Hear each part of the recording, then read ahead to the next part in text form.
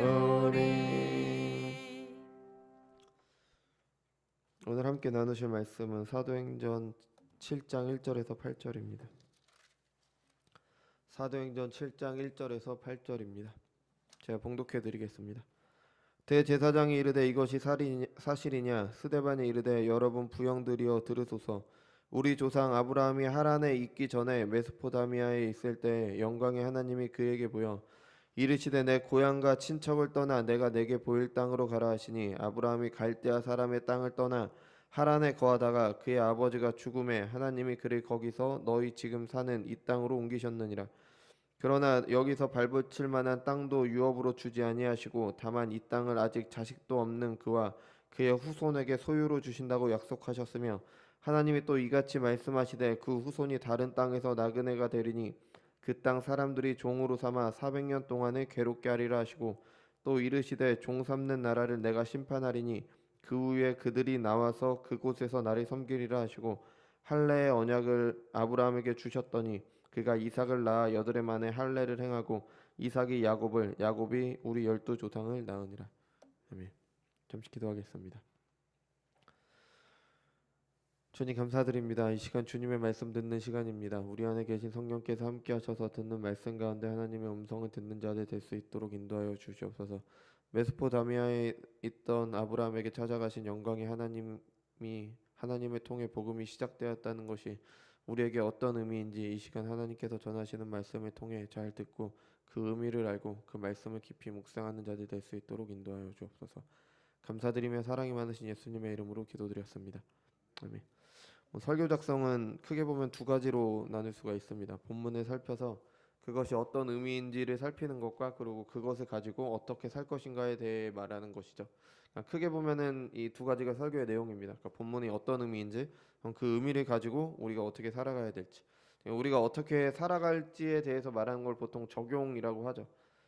그래서 사람들이 가장 듣기 쉬운 적용은 뭐뭐 하자, 뭐뭐 하지 말라, 뭐뭐 해라 이런 걸 겁니다. 왜냐면 당장 실천할 수 있는 어떤 것을 제시해 주는 게 가장 쉽죠. 당장 뭐를 합시다, 이렇게 합시다. 그게 가장 쉽습니다. 하나님의 자녀로 당장 무엇을 어떻게 살아가야 되는지 말해주는 것도 당연히 필요합니다. 그죠? 그런데 왜 하나님의 자녀로 살아야 되는지, 하나님의 자녀로 산다는 게 어떤 의미인지를 아는 게 보다 먼저입니다. 뭐를 하자, 어떻게 살자, 결단하자 이런 말을 하기 전에 왜 그것을 해야 되는지, 무엇을 위해 결단을 하는지, 그럼 그것을 먼저 알아야 되겠죠. 기독교 신앙은 덮어놓고 믿거나 하나님에 대한 지식 없이 세상의 방식대로 제대로 살자, 아침에 일찍 일어나서 부지런하게 살자 이런 결단만 하는 게 기독교 신앙이 아닙니다. 하나님께서 주신 계시를 깊이 생각하며 하나님을 아는 게 가장 먼저입니다. 하나님께서는 성경으로 자신을 알리셨습니다. 하나님이 어떤 분이시라는 것을 직접 이렇게 서술해 놓은 게 아니죠. 하나님은 이러이러하신 분이시다라고 하는 게 아니라 하나님께서 행하신 일을 통해 알리셨고요. 그 일을 통해서 그 하나님께 대해 사람이 어떻게 반응하는지, 그걸 통해서 사람이 어떤 존재인지도 알리셨습니다. 그런 사람들에게 하나님께서 어떤 은혜를 주셨는지, 무엇을 행하셨는지, 또 무엇을 요구하시는지도 이제 다 알리셨습니다. 성경을 통해 그것을 안 후에 이제 하나님의 자녀로 어떻게 살지를 우리는 생각을 해야 되는 거죠. 그래서 사도 바울의 서신서를 보면은 앞에는 그런 얘기로 가득해요. 그리고 뒤에는 이제 그러니까 하나님의 자녀로 이러이러하게 살자, 그렇게 내용이 나오게 됩니다. 이 사도행전 7장에 나오는 스데반의 설교는 어떻게 살아라라기보다는 하나님에 대해 알려주는 거죠. 이러이러하신 하나님이다. 그런데 왜 너희는 복음은 거절하느냐. 이게 사도행전 7장에 나오는 스데반의 설교의 논리입니다. 그러니까 이스라엘 역사를 통해 유대인들이 왜 잘못하고 있는지를 지적하면서 왜 복음을 안 믿냐, 복음은 믿어야 된다, 그렇게 얘기를 해주는 거죠. 우리는 이 스데반의 설교를 몇 주 동안 살필 거기 때문에 그동안은 뭐뭐 해라, 뭐뭐 합시다, 그게 아니라 이제 복음의 의미를 제시하는 데 중점적으로 둘 것입니다. 이 복음을 통해서 나타난 하나님이 어떤 분이시고 우리에게 그것이 어떤 의미인지에 대해서 이제 보다 좀 더 생각을 해보도록 할 것입니다. 그래서 오늘은 그 첫 시간은 아니죠. 지난주에도 했으니까. 그 시작으로 이제 아브라함이 메소포다미아에 있었잖아요. 그 메소포다미아에 있는 아브라함에게 영광의 하나님께서 찾아가셨다는 것이 어떤 의미인지에 대해서 같이 살피도록 하겠습니다. 스데반이 유대인들을 향해서 잘 들으라고 하면서 이걸 시작을 했죠. 그것을 기억하시면서 복음이 무엇인지 잘 듣고 그 의미를 깊이 한번 생각해 보시기 바랍니다. 우리가 지난주에 본 것처럼 스데반은 자신의 고소한 사람들에 대한 반론을 아브라함에게 나타나신 영광의 하나님에서 시작을 합니다. 우리 조상 아브라함이 하란에 있기 전에 메소포타미아에 있을 때 영광의 하나님이 그에게 보여. 예, 창세기 11장과 12장에 걸쳐서 나오는 내용이죠. 아브라함의 11장에는 아브라함의 아버지 데라가 가족을 데리고 이제 갈대아 우르를 떠나 하란으로 갔다고 이야기를 나옵니다. 근데 그 이후에 12장에서 하나님이 나타나시고 그 12장을 보면 아브라함이 하란 땅을 떠났다라고 이야기를 해요. 근데 스데반은 아브라함이 하란에 있기 전, 그러니까 본래 살던 갈대아 메소포타미아에 있을 때, 갈대아 우르라고 하죠.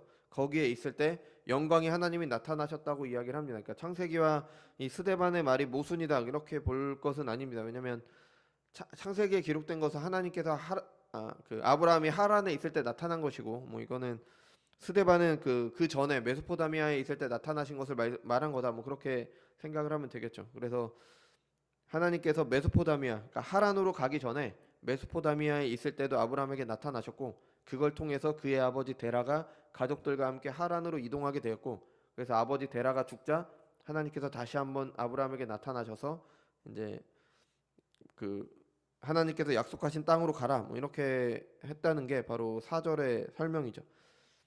스데반의 설교도 계시입니다. 하나님께서 우리에게 주신 계시이기 때문에 뭐 스데반이 잘못 알고 이렇게 얘기했다가 아니라 하나님께서 스데반을 통해서 성령으로 우리에게 기록해 주신 말씀이기 때문에 정확무한 하나님의 말씀으로 받아야 됩니다.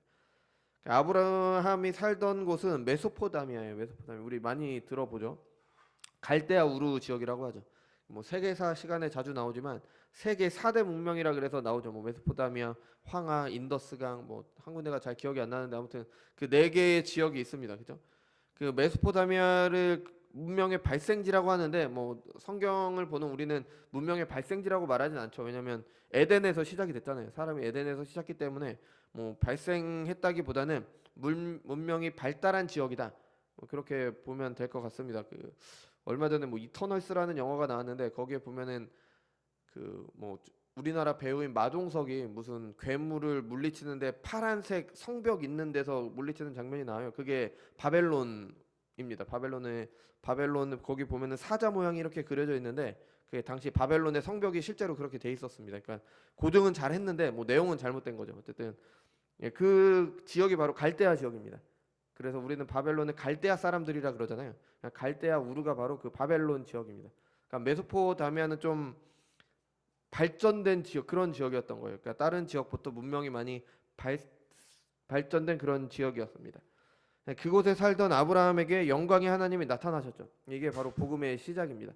뭐 궁극적으로는 창조로 가야 되겠죠. 뭐 아담이 범죄했을 때 하나님께서 여자의 후손을 통해 구원하실 걸 말씀하셨잖아요. 이건 뭐 나중에 좀 더 자세히 말하겠지만 그렇게 가야 되겠지만 본격적인 구속사의 시작, 하나님께서 한 민족을 택하심으로 그 가운데 예수님께서 오게 하시는 그 구속사는 이 아브라함을 택하셔서 그에게 나타나신 하나님으로 시작이 되는 거죠. 왜냐하면 아브라함의 후손이 이스라엘이니까요.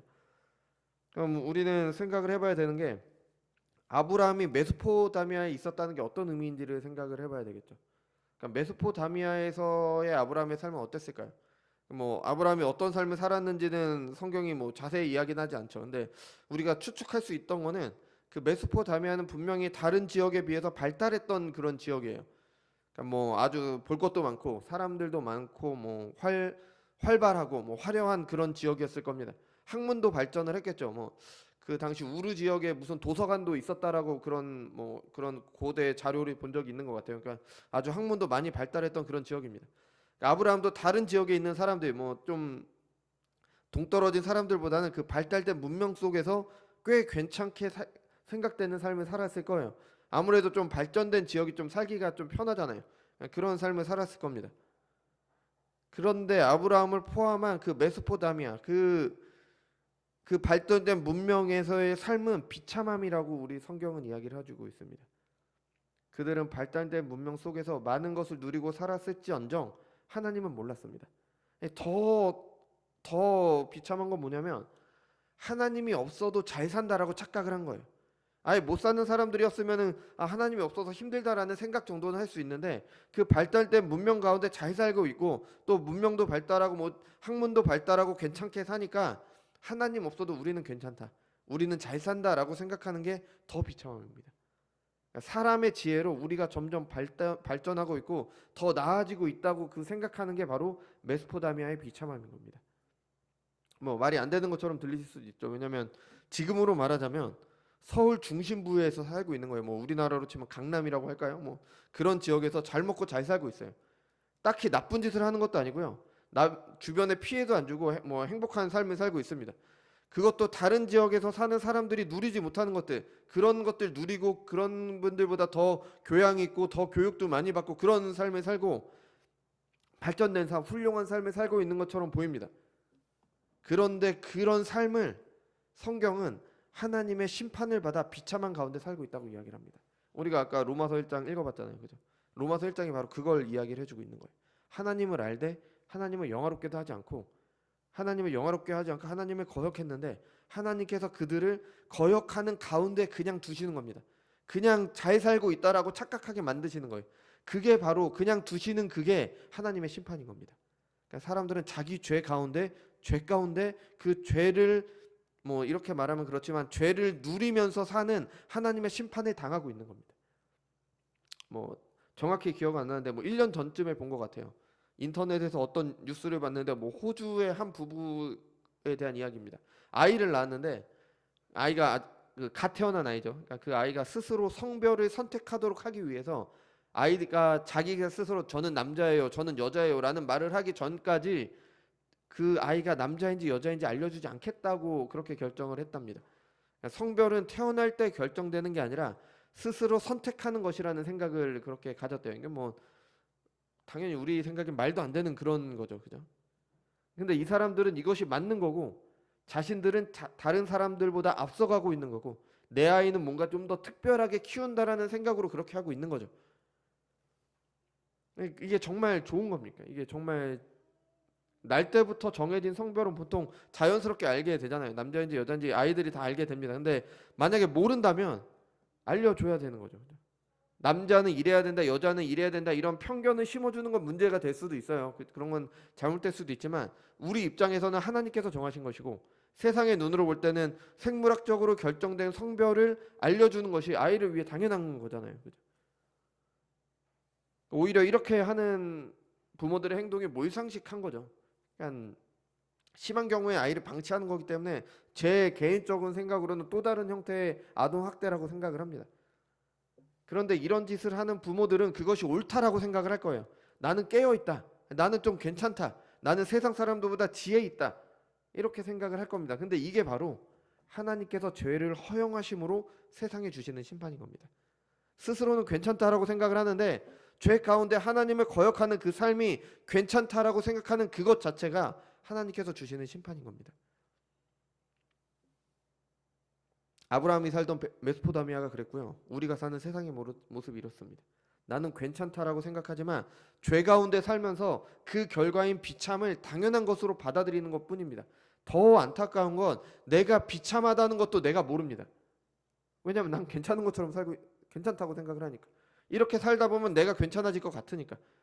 오히려 옳은 것이 틀렸다라고 말하고 틀린 것을 옳은 것처럼 생각하면서도 다른 사람보다 내가 더 지혜롭기 때문에 그렇다.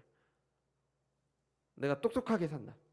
하나님은 없이 살면서도 그래 난 하나님 없이도 잘 살 수 있어. 이게 죄인들의 모습입니다. 그게 바로 하나님께서 심판하신 거죠. 우리 로마서 1장 우리가 읽어본 부분 다시 한번 볼까요? 로마서 1장 22절에서 23절입니다. 21절부터 읽어볼게요. 하나님을 알되 하나님을 영화롭게도 아니하며 감사하지도 아니하고 오직 그 생각이 허망하여지며 미련한 마음이 어두워졌나니 스스로 지혜 있다 하나 어리석게 되어 썩어지지 아니하는 하나님의 영광을 썩어질 사람과 새와 짐승과 기어다니는 동물 모양의 우상으로 바꾸었느니라. 아멘. 그러니까 스스로 지혜 있다고 생각하는데 어리석습니다. 이 말씀드린 부부처럼 스스로 깨어있는 채 하지만 어리석음일 뿐입니다. 이 부부만의 문제가 아니에요. 이 부부가 뭐 특별하게 잘못된 사람이 아닙니다. 하나님의 거역하는 모든 게 다 마찬가지입니다. 하나님이 세상의 주인이십니다. 근데 하나님이 아니라 하나님께서 만드신 것을, 썩어 없어질 것을 쫓아가죠. 그리고 그게 삶의 지혜다, 똑똑한 것이라고 말하면서 쫓아갑니다. 그런 사람들을 하나님께서 그냥 두십니다. 그냥 두시는 그 자체가 하나님의 심판인 겁니다. 28절입니다. 또한 그들이 하나님의 마음에 하나님 두기를 싫어하며 하나님께서 그들을 그 상실한 마음대로 내버려 두사 합당하지 못한 일을 하게 하셨으니, 이게 하나님의 심판인 겁니다. 그냥 두시는 거예요. 하나님을 잃어버린 그 상태, 그러면서 괜찮다라고 생각하면서 살아가는 그 상태, 그게 바로 하나님의 심판이고요. 모든 사람들이 살아가는 비참함입니다. 사람들이 만든 세상 속에서 그들의 가치관을 가지고 사는 모든 사람들이 마찬가지입니다. 저도 마찬가지입니다. 저도 수시로 그럽니다. 어떤 사람들은 조국, 나라가 우상이 되죠. 어떤 사람들은 가족이 우상이 됩니다. 승용차가, 집이, 돈이 우상이 됩니다. 그 모든 우상은 결국 우리가 그 십계명 볼 때 봤듯이 나를 위한 것이기 때문에 결국 내가 우상이 됩니다. 그런데 세상은 그것이 추구하는 게 맞다, 그렇게 사는 것이 옳다, 이렇게 이야기를 하죠. 하나님 없이도 세상 것을 추구하는 것으로 행복을 얻을 수 있고 그렇게 사는 게 전부라고 말합니다. 이런 세상이 바로 하나님의 심판받은 세상이고, 이런 세상이 아브라함이 살았던 메소포타미아, 문명이 발달된 그 메소포타미아고요, 우리가 사는 세상인 겁니다. 그래서 바벨론의 하나님을 거역하는 사람들이 만든 세상의 전형으로 나오잖아요. 성경에 보면은 바벨론 많이 나오잖아요. 갈대아 우르가 바로 그런 지역이었던 겁니다. 우리가 사는 세상의 모습은 어떻습니까? 정말 행복합니까? 정말 괜찮아지겠습니까? 우리가 사는 세상은 안타까운 일들이 계속 일어납니다. 얼마 전에 광주에서 아파트가 무너졌죠. 그 왜 무너졌어요? 탐욕 때문입니다. 탐욕. 들어가 보면 사람의 탐욕 때문이잖아요. 산불 났죠, 그죠? 굉장히 안타까운 일이지만 결국 그 한 사람의 그 화를, 분노에서 그렇게 나온 거잖아요, 그죠? 물론 그분만의 잘못은 아니겠죠. 주변에서 평소에 그분에 대했던 그분들도 같이 잘못을 했겠죠. 결국 탐욕 때문입니다. 근데 우리 광주에서 그 아파트 무너진 것과 똑같은 일을 우리는 저도 어렸을 때지만 어르신 분들은 경험했답니다. 1995년도에 삼풍백화점 무너졌잖아요. 그것도 똑같은 이유잖아요. 결국엔 탐욕이었어요. 돈 아끼려고 대충 지은 거죠. 우리가 겪었던 또 아주 안타까운 일 있죠. 세월호가 왜 가라앉았습니까? 그것도 탐욕 때문이잖아요. 죄의 결과인 겁니다. 이거를 광주 사람들이 더 죄를 져서 하나님께서 심판하시다, 이런 개념으로 들어가시면 안 됩니다. 그냥 사람들의 죄가 있기 때문에 그 죄의 결과가 나온 것이고요. 그게 바로 그 모든 죄의 결과가 모든 사람에게 내려지는 하나님의 심판인 겁니다. 그 지역 사람들이 특히 더 나빠서 그렇게 하신 게 아닙니다. 코로나로 몇 년째 나라가 난리죠. 근데 왜 이런 전염병이 생깁니까? 정확한 원인이 뭔지는 알 수 없죠. 누가 아는데 그것을 막고 있는지 어쩐지 모르겠지만 어쨌든 정확한 원인이 뭔지 모릅니다. 근데 뭔가 세상에 문제가 있으니까 전염병이 도는 거죠. 뭔가 질병이 생기고 우리 몸이 아픈 거고, 뭔가 계속 우리가 고난과 고통이 있는 겁니다. 자연재해는 또 왜 생깁니까? 하나님께서 이 세상을 잘 만드셨는데 왜 그런 일들이 자꾸 생길까요? 이 죄의 결과입니다. 아담이 범죄했을 때 땅도 저주를 받았죠. 그래서 사도 바울은 이렇게 이야기를 합니다. 피조물이 허무한데 굴복하는 것은 자기 뜻이 아니요 오직 굴복하게 하시는 이로 말미암습니다. 그러니까 모든 피조물들이 저주를 받아 창조 목적을 잃고 허무하게 굴복한 결과가 자연재해이고 우리가 사는 사회인 겁니다. 그 외에 세상에 있는 모든 문제들이 바로 하나님을 거역한 세상에 대한 하나님의 심판인 겁니다. 그냥 죄 가운데 두시는 겁니다. 그 비참한 가운데 두시는 그 결과인 겁니다. 거역한 죄인들을 그들의 죄 가운데 살도록 두신 결과죠. 사람들은 자신들의 죄의 결과를 심판으로 받고 있는 겁니다.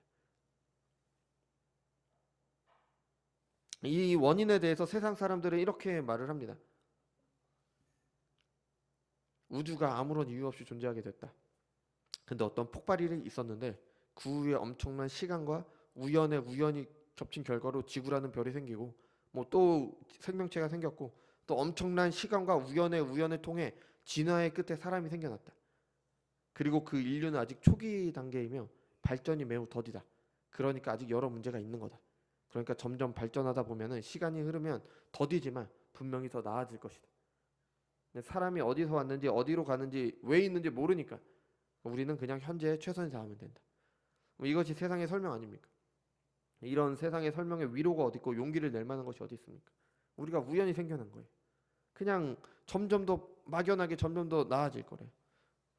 여러분, 세상이 점점 더 나아질 것 같습니까? 사람들이 점점 더 나아지겠습니까? 1995년도에 했던 그 일이 지금 2022년도에 2021년도 2년도에 또 일어났잖아요.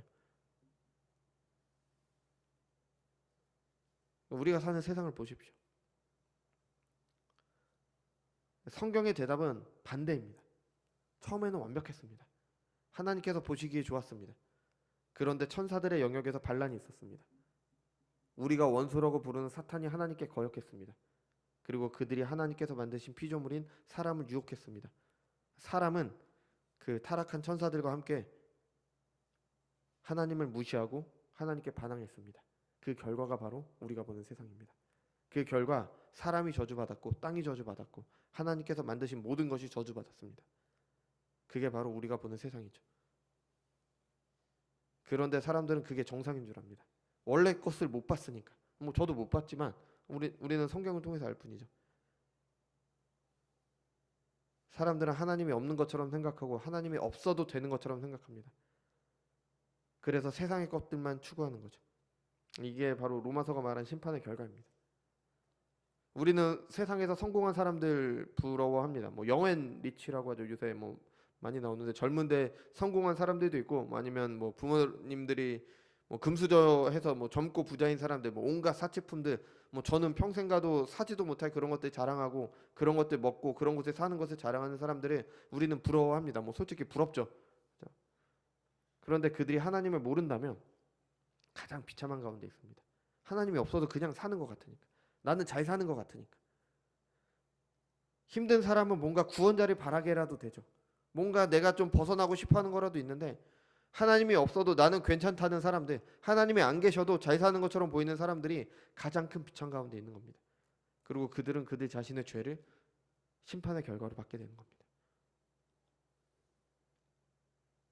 그러면서도 사회는 발전되고 잘 산다고 착각을 하는 거죠. 그 안에 살면서 그것이 전부인 것처럼 사는 것이 죄의 결과이며 하나님의 심판입니다. 낙원에서 쫓겨나 하나님 없이, 신 없이 자유를 누리며 내가 선과 악의 주인이 되어서 잘 사는 게 아니라 하나님의 심판 아래 있는 겁니다. 그런데 하나님께서 손 놓고 계신 게 아니죠. 세상이 이렇게 돼가고 있는데도 하나님은 이 세상을 다스리고 계시는 겁니다. 하나님은 이런 타락한 세상을 그냥 두시지 않았어요. 하나님이 만약에 손을 떼셨다면은 이 세상은 이미 끝났습니다. 하나님의 섭리 가운데 이 세상을 보존하고 계시고요. 모든 것으로 하나님의 뜻을 이루어 가십니다. 하나님의 손길이 하나라도 없다면 이 세상을 당장이라도 멈추게 됩니다. 우리가 당연하다고 생각하는 것들, 우리가 아무렇지 않게 누리는 것들 다 하나님의 은혜입니다. 봄이 되면 싹이 나죠. 여름이 되면 자라서 가을이 되면 추수합니다. 농부들의 수고가 있죠. 우리는 그게 뭐 자연의 섭리다 그렇게 말하지만 하나님께서 하신 겁니다. 하나님께서 자라도록 하시고 거두도록 하신 거예요. 낮이 되면 해가 뜨고 밤이 되면 해가 져서 잠을 자는 거 하나님께서 지구가 돌도록 하고 계시기 때문에 가능한 겁니다. 노아를 통해 하시느냐, 땅이 있을 동안에는 심음과 거둠과 추위와 더위와 여름과 겨울과 낮과 밤이 쉬지 아니하리라. 그러니까 이 언약이 지금도 지키고 계시는 겁니다. 그뿐 아니죠. 이 세상의 모든 것을 하나님이 다스리고 계십니다. 로마서 13장에 보면은 바울은 이 세상의 모든 권위는 하나님에게서 나온다고 했습니다. 모든 권위는 하나님께서 다스리고 계십니다. 곧 있으면 대통령 선거죠. 누가 당선되던 간에 그 권위는 하나님께서 세우시는 겁니다. 물론 사람을 통해서 세우시지만 궁극적인 권위는 하나님께서 위임하시는 겁니다. 하나님께서 세상 질서를 유지하기 위해 세우신 거죠. 그러니까 그 권력이 하나님을 섬기던 사람이건 하나님을 거역하는 사람이건 하나님께 관심이 있던 없던 하나님께서 그들을 세우신 겁니다. 우리 삶에 중요하죠. 우리나라 대통령 뽑는 거 중요하잖아요. 근데 목숨을 걸 것까지는 없는 거예요. 중요한 일이라서 신경 써서 해야 되지만 그것보다 우리에겐 더 중요한 일이 있는 겁니다. 신자들은 보다 하나님께 더 관심을 가져야 되는 거죠. 대통령 후보 뭐 이런 거 볼 시간에 성경 보는 겁니다. 그게 더 중요하니까. 관심도 가져야겠지만 그러니까 누가 되던 간 두려워할 이유가 없어요. 뭐 내가 지지하는 후보자가 되던 지지하지 않던 후보자가 되던 하나님께서 그들을 세우신 겁니다. 뭐 그들이 뭐 잘하던 잘못하건 하나님께서 다스리실 것을 믿고 우리는 신뢰를 하는 겁니다. 몸은 죽여도 영혼은 능히 죽이지 못하는 자들을 두려워하지 말고 오직 몸과 영혼을 능히 지옥에 멸할 수 있는 이를 두려워하라. 예수님께서 직접 하신 말씀이에요. 정치 권력도 하나님께서 다스리십니다. 이처럼 세상 모든 것은 하나님의 다스림 안에 있습니다. 물론 하나님께서 이 세상을 죄의 결과 아래 두셨습니다. 그렇게 세상을 심판하고 계십니다. 그래서 죄가 골물대로 골마서 터져서 악취가 진동을 합니다. 그게 우리가 사는 세상이에요. 근데 하나님이 안 계시기 때문에 이런 일이 생긴 게 아닙니다. 하나님의 손길이 미치지 않아서 이런 일이 생긴 게 아니라 하나님께서 그렇게 되도록 두신 겁니다. 하나님의 섭리 아래 심판을 허용을 하신 거예요. 죄를 허용을 하신 겁니다. 그리고 그 모든 것으로 하나님의 뜻을 이루어 가시는 겁니다. 이게 하나님의 섭리입니다. 그 하나님께서 그 메소포타미아에 있던 아브라함에게 찾아가심으로 복음을 시작하셨습니다. 비참함에 건져주시기 위해서 개입을 하신 겁니다. 메소포타미아는 우상을 숭배하던 지역이죠. 그 아브라함도 우상을 숭배했습니다. 뭐 어떤 문헌에 따르면은 우상 숭배, 뭐 우상의 상을 만들던 일을 했다라고 했는데 뭐 그건 성경이 말하진 않으니까 그냥 어쨌든 우상 숭배하던 그런 사람입니다. 아브라함이 하나님을 찾지 않았습니다. 하나님을 거역한 사람들은 죄 가운데 헤맬 뿐이죠. 그것이 다인 것처럼 그냥 살 뿐입니다. 그런 사람들이 하나님을 찾을 수가 없습니다. 하나님께서 사람을 찾으십니다. 하나님께서 죄 중에 있는 사람 아브라함을 찾으셨습니다. 하나님께서 다른 사람들처럼 우상을 섬기던 아브라함을 찾아가셨습니다. 영광의 하나님께서 찾아오신 거죠. 그게 바로 복음의 시작입니다. 하나님에게서 시작이 되는 거예요. 하나님에게서. 나에서 뭐 내가 뭔가를 필요해서 내가 뭐 하다 보니까 이게 뭔가 필요해서 이게 아닌 것 같아서 뭔가 지혜를 구하고 뭐를 찾다가 하나님을 찾는 게 아니라 하나님께서 먼저 오시는 겁니다. 그러니까 하나님의 복음을 싸구려로 만들어서는 안 됩니다. 우리가 하나님을 믿는다고 말하면서도 우리 스스로 하나님의 영광을 가려서는 안 됩니다. 내 필요해서 복음이 시작되었다고 착각을 합니다. 내가 필요해서 내가 하나님을 찾았더니 하나님이 내 문제를 해결해 주셨다. 이게 복음이 아닌 겁니다. 나는 내 문제가 뭔지도 몰라요. 그게 우리의 비참함인 겁니다. 그런 사람들에게 하나님께서 찾아오셔서 시작된 게 바로 복음이고요. 그 가운데 하나님의 영광이 나타나는 겁니다. 이 세상은 여전히 하나님의 것입니다. 하나님께서 손을 놓고 계시는 게 아니라 여전히 하나님께서 다스리고 계십니다. 만약에 하나님께서 복음을 시작하지 않으셨고 복음을 전해지지 않도록 하셨다면은 이 세상은 아무런 희망이 없습니다. 그냥 노아의 홍수 때처럼 그냥 다 쓸려 나가서 없어질 뿐이에요. 근데 남겨두셨잖아요. 근데 노아 남겨두셨어요. 바벨탑 쌓아서 사람들을 흩으셨는데 그 중에서 아브라함 택하셨습니다. 그래서 세상의 인류의 역사를 이어가도록 하신 거예요.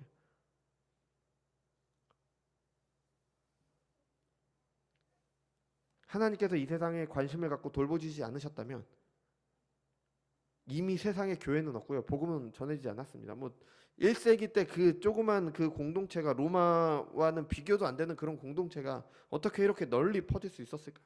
하나님이 다스리셨기 때문입니다. 사람들은 그렇게 대단한 존재들이 아닙니다. 물론 하나님께서는 사람들의 세상의 대리 통치자로 창조하셨습니다. 근데 죄로 타락한 그들은 그것을 못합니다. 대단하지 않습니다. 스스로 살기 좋은 세상을 만들 수도 없고요. 하나님을 찾을 수도 없습니다. 뭐 예전에 한번 말씀드린 적이 있는지 모르겠는데요. 제가 대학교 때 눈먼 자들의 도시라는 일본 소설을 읽은 적이 있어요. 그게 무슨 내용이냐면 알 수 없는 이유로 갑자기 사람들의 눈이 멀기 시작을 하는 거예요. 앞이 갑자기 모든 사람들이 다 갑자기 어느 날 갑자기 안 보이기 시작을 합니다. 눈이 멀게 되면은 모든 사람은 공평해집니다. 다 눈이 안 보이니까 이전에 사람들을 나누던 세상의 기준들이 아무런 의미가 없어지는 거예요. 아예 새로운 질서가 창조가 되는 거죠. 모두 공평하게 됐어요. 눈먼 것은 비극이잖아요. 근데 다 눈이 멀면은 그래도 비극은 아닌 거예요. 다 똑같아지니까. 다 그냥 공평한 거잖아요. 그러니까 모두가 공평한 세상이 왔잖아요. 모두가 평등한 세상이 왔습니다. 그럼 사람들은 그 안에서 행복하게 살까요? 아닙니다. 새로운 권력층이 생깁니다. 뭔가 생겨요. 뭐 국가나 정부가 있을 때는 그나마 유지되던 질서가 완전히 무너지죠. 동물의 세계를 우리는 약육강식이라고 얘기하잖아요. 약한 짐승이 강한 짐승의 먹이가 된다. 이거 얘기하잖아요. 근데 이거는 하나님께서 정하신 원칙이 있는 겁니다. 그러니까 좀 뭔가 이렇게 돌아가는데 사람들은 그런 원칙이 아니에요. 그러니까 아예 이런 상황이 되면은 짐승만도 못한 일이 생기는 거죠. 서로 돕기는커녕 서로 착취합니다. 그러니까 이 소설을 읽다 보면 사람의 본성을 아주 잘 묘사하고 있다라고 그런 생각이 듭니다. 실제로 이런 일이 생긴다면 더하면 더하지 덜하지 않을 겁니다. 권위가 있어서 질서를 유지하는데도 우리가 사는 사회가 그런데도 이 정도잖아요. 우리가 동물들보다 더 낫다라고 할 수 있을 만한 모습이 있을까요? 사람만큼 자기 종을 죽이는 그런 게 없다고 하잖아요. 그죠? 물론 뭐 동물과 사람을 직접 대고 비교할 수는 없겠지만 더 무엇을 기대할 수 있겠습니까? 이런 죄인들에게.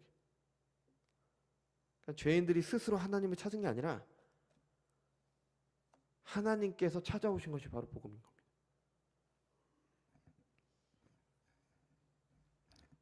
자, 그 안에 우리는 하나님의 놀라운 은혜를 또 보게 됩니다. 하나님께서는 이 구속사를 사람이 어떻게 하는 게 아니라 하나님께서 철저하게 주도하신다는 겁니다. 하나님께서 먼저 찾아가심으로 하나님과 사람과의 관계가 변하기 시작한 거예요. 피조물과 창조주 사이의 관계가 변화가 시작이 된 겁니다. 내가 사람에게서 시작된 게 아니라 하나님께서 찾아오셨기 때문에 시작이 된 거예요. 뭐 종교학자나 말하기를 좋아하는 사람들은 아브라함은 생각이 깊었던 사람이고 어느 날 이 세상에 대해서 깊이 사색을 하다가 메소포타미아에서 섬기던 뭐 태양이니 달이니 그런 우상들이 인격이 없다는 걸 깨달았다. 그래서 그 결과 살아계신 하나님을 믿는 신앙에 도달했다. 이렇게 말하고 싶어 할 겁니다.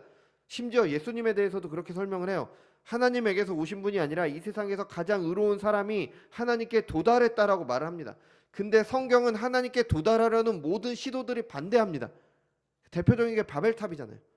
사람들이 모여서 스스로 하나님께 닿으려는 시도는 하나님께서 그것을 보시기에 악하다가 범죄라고 말씀을 하셨습니다. 사람들은 스스로 하나님을 찾을 능력이 안 됩니다. 찾으려는 의도가 하나님께 있는 게 아니라 내 욕망을 이루기 위한 의도이기 때문에 범죄가 되는 겁니다. 사람이 스스로 하나님을 찾다가 하나님을 알게 될 확률은 제로입니다. 하나님께서 아브라함을 찾아가지 않으셨다면 아브라함은 여전히 메소포타미아에서 우상을 숭배했을 겁니다. 그곳에서의 삶이 전부인 줄 알고 다른 사람들과 똑같이 죄 가운데 사망이라는 삭슬 받기 위해 죄 가운데 죄를 더하는 삶을 살았을 뿐입니다.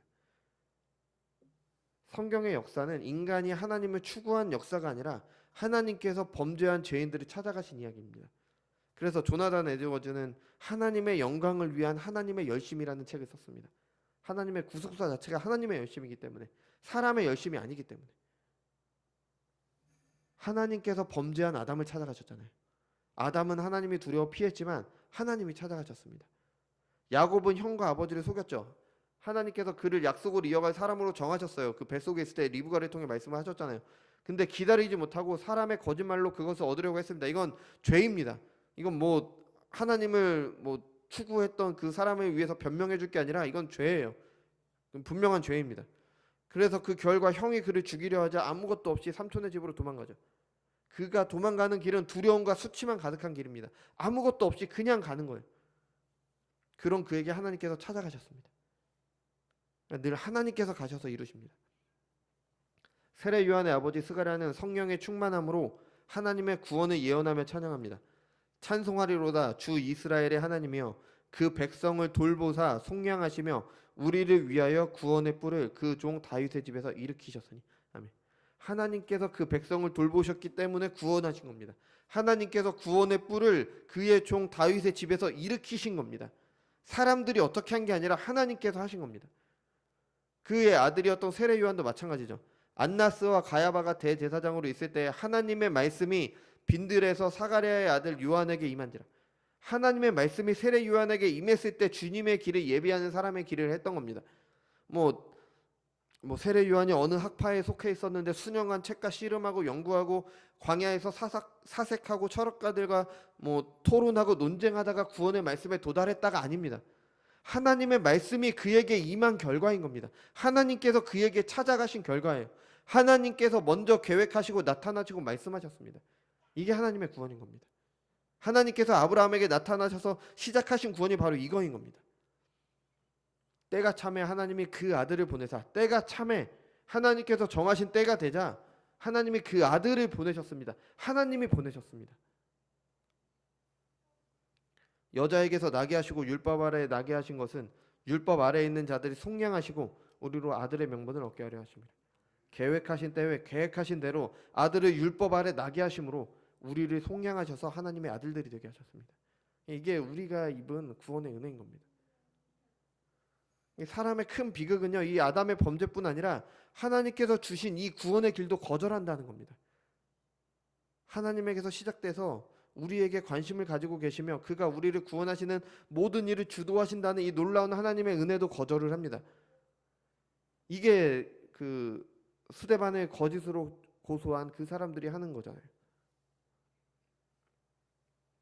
여러분, 복음은 하나님에게서 시작합니다. 전적으로 하나님께서 주시는 거죠. 내가 열심히 찾는다고 찾아지는 게 아니다. 물론 하나님을 알고 싶어하는 갈급함이 생겨서 뭐 내가 하나님을 찾게 되는 건 너무 당연하죠. 근데 이것까지도 하나님께서 주시는 거잖아요. 그러니까 내가 내 방법으로 찾고 싶다고 하나님이 찾아지지 않습니다.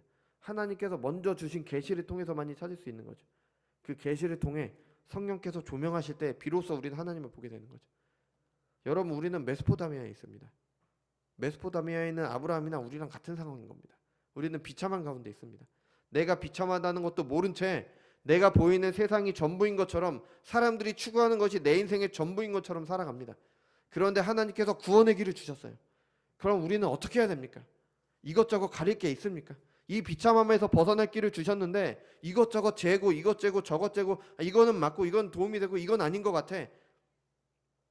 하나님께서 뭐 영적인 은혜도 주시겠지만 육적인 은혜도 주실 거야. 그러니까 뭐 삼중 축복 이런 것도 있을 거야. 우리가 그런 거 하고 있어야겠습니까?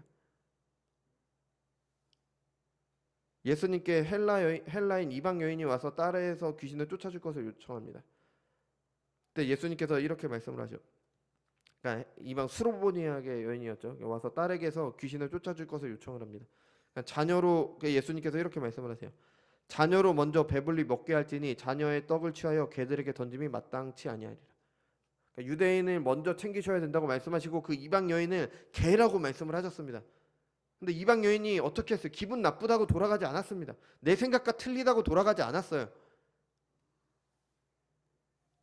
여자가 대답하여 이르되 주여 올소이다마는 상 아래 개들도 아이들이 먹던 부스러기를 먹나이다. 아멘. 자신이 개라는 거 인정했습니다. 개라고 말씀하시자 개라고 인정. 얼마나 수치스럽고 얼마나 굴욕적이었을까요? 근데 딸을 구해야 되니까, 그 구원이 하나님 예수님께 있다는 거 아니까 그렇게 한 겁니다. 여러분, 하나님의 구원이 우리 앞에 있습니다. 그럼 우리 어떻게 해야 될까요? 이 여인처럼 물불 가릴 것 없이 그거 받아야 되는 겁니다. 구원으로, 은혜로 주시는 구원의 길, 뭐 이건 어떻고 저건 어때, 이건 좀 도움이 될 것 같고 저건 이게 아닙니다. 진실로 너희에게 이르노니 너희가 돌이켜 어린아이들과 같이 되지 않으면 결단코 천국에 들어가지 못하리라. 어린아이처럼 받아야 되는 겁니다. 하나님께서 은혜로 주신 거 두 다리로 버티고 서서 이것 판단하고 저것 판단해서 하는 게 아니라 무릎 꿇고 겸손함과 감사함으로 받아야 되는 겁니다. 한번 보십시오. 다른 모든 종교들은 사람과 사람의 필요에서 시작을 합니다. 한번 세상에 그렇지 않은 것이 있나 한번 보세요. 성경을 가르쳐 준다고 말하는 사람들의 강의나 글을 봐도, 뭐 또 며칠 전에 제가 본 강의가 있어서 그래요. 그 봐도 결국에는 내 행복입니다. 내가 행복하기 위해서 뭘 찾다 보니까 하나님을 찾게 됐다. 결국 이렇게 가게 되는 거예요. 복음은 아닙니다. 복음은 세상의 시작이 사람이 아닙니다. 내가 아니라 하나님입니다. 우리에게 행복보다 더 중요한 건 뭐냐면 거룩함입니다. 하나님을 아는 지식이에요. 자기를 부인하고 자기 십자가를 지는 게 제자의 삶이잖아요. 내 행복이 아니라 하나님의 영광을 위해서 사는 게 바로 우리인 거예요. 나의 행복이 삶의 목적이 아닌 이유는요, 구원의 목적이 사람의 필요를 채우기 위한 것이 아니기 때문입니다. 이거는 좀 더 다음 시간에 좀 더 자세하게 좀 하도록 하겠습니다. 하나님의 영광이기 때문에. 사람들은 그 안에서 가장 영광스럽고 행복한 삶, 참된 안식을 누리게 되는 거지, 그게 우리가 추구할 건 아닙니다. 어린아이처럼 하나님께서 주신 거 받아야 되는 겁니다. 그런데 이 복음을 거절하는 게, 내가 비참하다는 것도 모르고 내가 잘못되었다는 것도 모르고 이 복음을 거절하는 게 사람들을 더욱 비참하게 하는 겁니다. 여러분, 하나님께서는 이 세상을 보시기에 좋게 하나님의 뜻에 합하게 창조하셨습니다. 네, 범죄함으로 세상은 저주받았습니다. 하지만 사람들은 자신들이 어떤 상황에 있는지 모릅니다. 메소포타미아에 있던 아브라함처럼 자신들이 사는 세상은 당연하고, 그리고 그것이 괜찮고 점점 더 나아질 것이고 그게 전부인 것처럼 삽니다. 자신들의 지혜로 살 수 있다고, 하나님이 없어도 괜찮다라고 착각을 합니다. 이게 우리에게 가장 큰 비참함인 거예요. 하나님이 없어도 나는 번영할 수 있어. 하나님이 없어도 나는 괜찮아. 나는 잘 살 수 있어. 죄 중에 살면서 죄를 더해 가서 다가올 심판 날에 영원한 벌이 기다리고 있다는 것을 모른 채 살아갑니다. 예수님께서 말씀하셨죠. 이미 도끼가 나무 뿌리에 놓였으니 좋은 열매를 맺지 아니하는 나무마다 찍혀 불에 던지리라. 이것을 모르는 게 바로 사람들의 비참함입니다. 메소포타미아에 있던 아브라함의 모습입니다. 이런 사람들에게 영광의 하나님께서 찾아오심으로 복음이 시작됐습니다. 세상은 타락했지만 여전히 하나님께서는 그의 손으로 세상을 보존하고 계시고 세상을 다스리고 계십니다. 그 가운데 택하신 자들을 구원하시기 위해 찾아오십니다. 그 구원은 사람에게서 나온 것이 아니기 때문에 사람이 뭘 어떻게 할 수 없습니다. 하나님께서 계획하셨고 하나님께서 이루셨고 하나님께서 전해주십니다. 사람의 필요에서 시작한 게 아니라 하나님의 영원한 계획 가운데 시작되었고 이루어졌습니다. 그러니까 부디 복음을 싸구려로 전락시키지 마십시오. 단지 세상의 행복하게 살기 위해 내 필요를 채우기 위해 복음이 있지 않습니다. 빵을 주기 위해, 직장을 얻기 위해, 사업이 잘 되기 위해, 좋은 아파트, 좋은 차를 얻으라고 예수님께서 십자가에 달려 돌아가신 게 아닙니다. 하나님께서 우리를 창세 전에 택하신 게 아니에요. 성령께서 지금도 우리와 함께 하고 계시는 이유가 이것 때문이 아닌 겁니다. 하나님께서 주신 복음 있는 그대로 받아들이시기 바랍니다. 영광이 하나님께서 찾아오심으로 시작했기 때문에 복음이 가장 영광스러운 겁니다. 하나님께서 약속하신 것이고 하나님께서 이루십니다. 이보다 더 확실하고 안정감을 주는 게 어디 있습니까? 우리에게 작은 도움을 주기 위한 복음이 아닙니다. 뭐 로또에 당첨되는 거, 그래서 떵떵거리고 사는 거, 우리 가족이 한평생 행복하게 사는 거, 우리는 그게 큰일이라고 생각하잖아요. 작은 일입니다.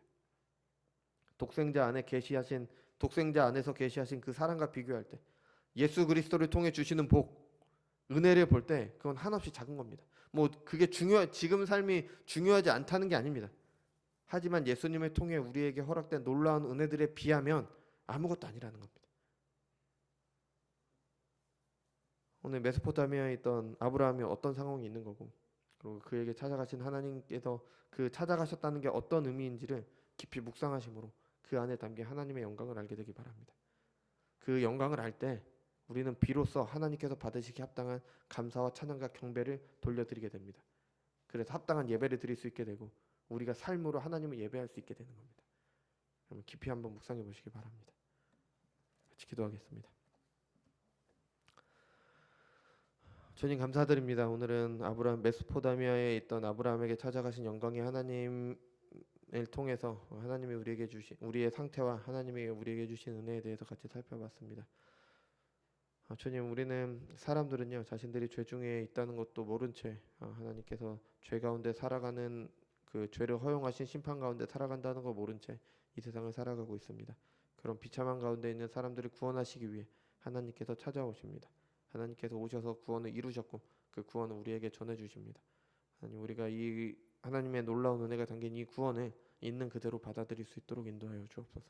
그래서 우리가 세상 것을 추구하기 위해 나의 필요에 의해서 시작된 복음이 아니라 하나님에게서 시작된 복음을 참으로 믿고 참으로 받아들일 수 있도록 인도하여 주옵소서. 그래서 하나님께 우리가 삶으로 또 우리가 예배드림을 통해